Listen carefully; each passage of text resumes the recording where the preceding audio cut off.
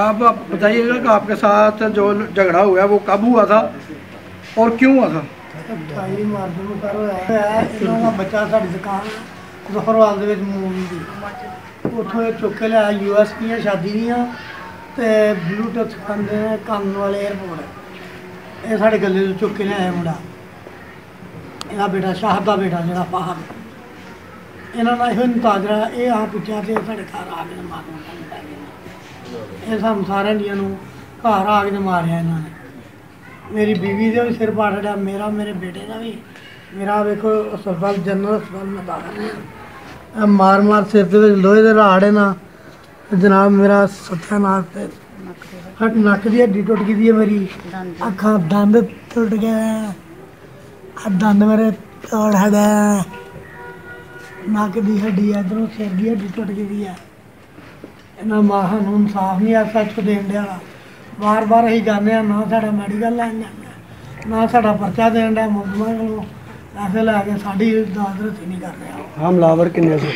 हमलावर 3 बंदे हैं जी एक शाहद आ एक सदाकत आ एक फाहद आ। उन्होंने कोल की चीज़ सी?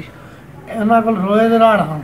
अच्छा एक फाहद को डंडा सी ਜਿਹੜੇ ਤੁਹਾਡੀ ਹੁਣ ਤੱਕ ਜਿਹੜੇ ਮੈਡੀਕਲ ਹੋਏ ਨੇ ਹਾਂਜੀ ਉਹ ਤੁਹਾਡੇ ਕੋਲ ਮੌਜੂਦ ਨੇ ਇਸ ਟਾਈਮ? ਹਾਂਜੀ ਬਿਲਕੁਲ। ਉਹ ਤੁਸੀਂ ਸਾਨੂੰ ਦਿਖਾ ਸਕਦੇ ਹੋ? ਹਾਂਜੀ ਦਿਖਾ ਸਕਦੇ ਹਾਂ।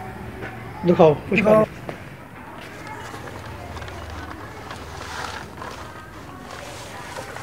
बात पीछे करो ऐसे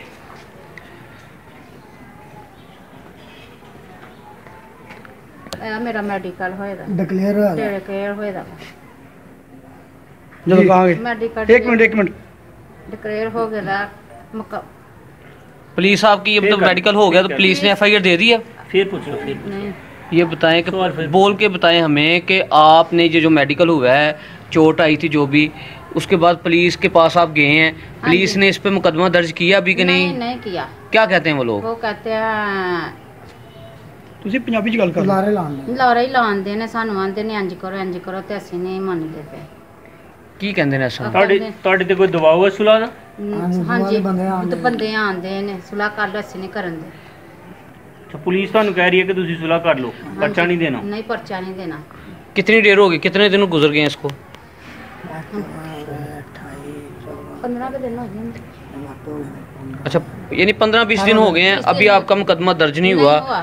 तो ये बताएं जी आप के आपके साथ किसी पुलिस ने ये कोई ऐसी बात तो नहीं कि पुलिस डिमांड करती हो पैसों की या कोई ऐसी बात बताए? अगर पैसे की भी डिमांड है पहले हमारा काम ही नहीं कर रहे हमारे साथ जाते नहीं 2 बार गाड़ी लेकर गए हैं हमारे से हमारा मेडिकल ही नहीं क्लियर कर रहे। तो गाड़ी अपनी ले गए हैं? गाड़ी एक दफ़ा हम ले गए हैं एक दफ़ा अपनी ले गए हैं। कौन साहब थे? नाल एक दफ़ा पुलिस वाला भेज दिया है या एक दफ़ा चीमा ऐसे ही भेज दिया है। अच्छा चीमा ऐसे तो उसका खर्चा पेट्रोल का दिया आपने? कितना दिया था? 2500। अच्छा 2500 दिया था आपने।